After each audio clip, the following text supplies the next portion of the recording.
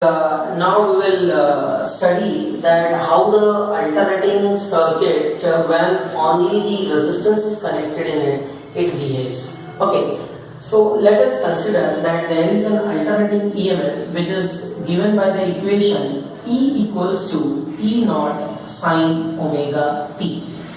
Now here in the circuit you can see that here one resistance is shown of resistance. One resistor is shown of resistance capital R, and this is what the alternating EMF is. This is how we denote the alternating EMF. Let us consider this alternating EMF is given by E equals to E naught sine omega t.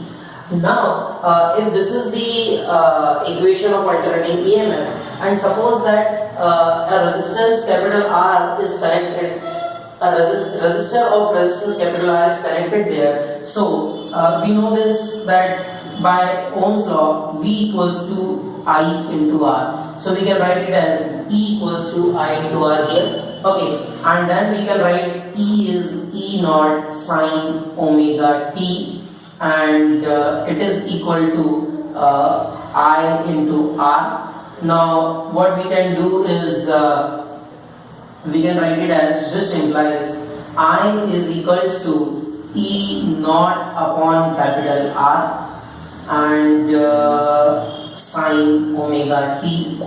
We can assume this that E naught upon capital R is actually I naught, which is also the peak value of the alternating current. It is obvious that I naught would be less than E naught because it is divided by capital R, so it has to be. Also, this implies I is equal to I naught sine omega t. Now you can see here that if you see this equation number 1 and let us write it as equation number 2, you can see that as far as the expressions are concerned, they are similar. They are similar expressions. Sine omega t, here also variation is sine omega t. Only difference is that the peak values are different. So if we plot the graphs of current and EMF, then the graphs for current and EMF would look like this. See, EMF, because its value is higher, its peak value is higher, so we can plot it like this. Okay, and this is the peak value, that is E naught. Okay, and if we have to plot the current, so the variation would be similar. Only difference is that the peak value would be somewhat lesser. Peak value would be somewhat lesser. Except that as far as the variation pattern is concerned, it will be similar. So this is the peak value of alternating current, that is I naught, and this graph is plotted between these quantities EMF and current, and EMF and current on y-axis, and omega t is on x-axis. Okay, so you can write here that EMF and current both are in same phase.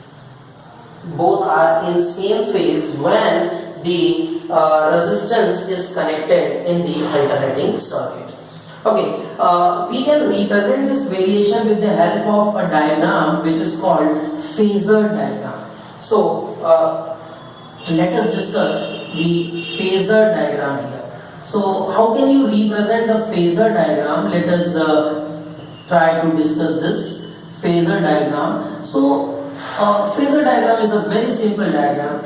In this you can represent the EMF and the resistance like this. Okay, so suppose that this is the EMF, capital E, and this length of this phasor, this is not a vector, it is a phasor. Okay, so this phasor, it gives us the magnitude, length of this phasor gives us the magnitude of EMF. So this is capital E, and it is making a certain angle with this axis. Say this angle is omega t.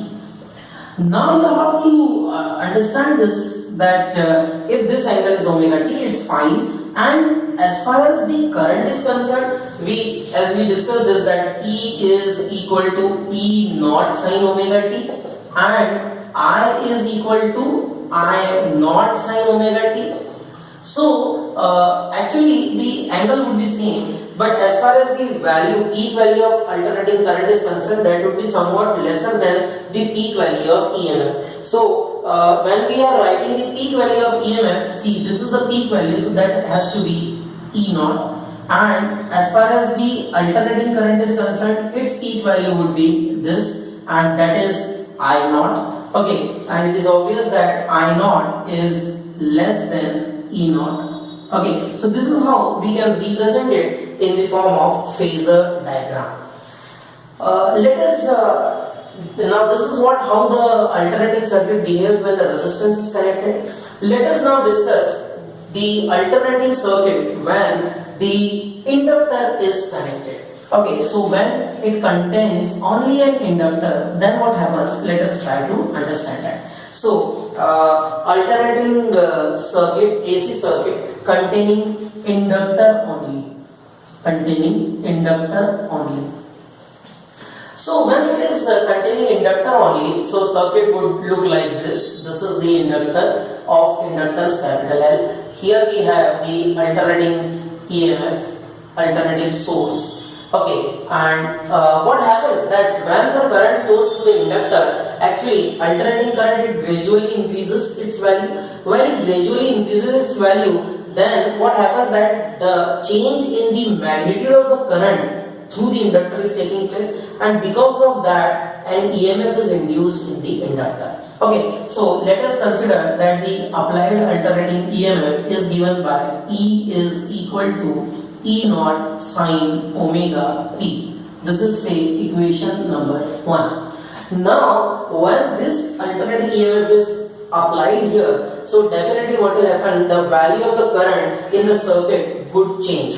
When the value of the current in the circuit would change, then because of this change, what happens, an EMF is generated here in the inductor, and this EMF is generated in such a manner that it opposes the change in the value of the current. We know that this by the Faraday's laws of electromagnetic induction, that this EMF which is generated, not the Faraday's law but by the property of self-inductance also, that E is equals to minus L di by dt.